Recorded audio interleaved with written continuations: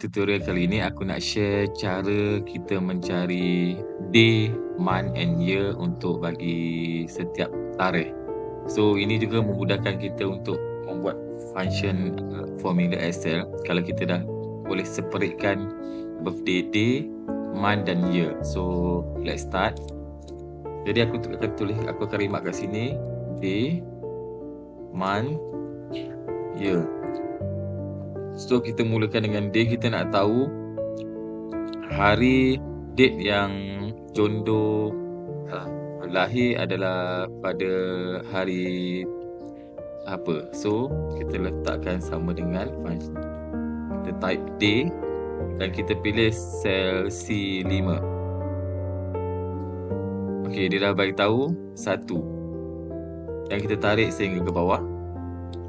So kita dah tahu Alice Smith lahir pada tanggal 12, Rahul Kumar pada tanggal 23, Maria Garcia pada tanggal 17. Jadi untuk month pula kita letakkan sama dengan, kita pilih month, function month, serial number kita pilih formula C5, tutup kurungan.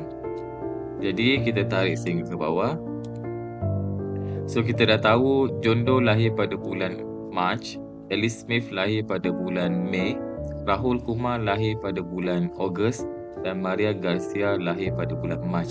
Jadi pada untuk tahun kita letakkan simbol sama dengan, kita tarik year dan kita pilih sel C5 yang ada informasi berkaitan birthday,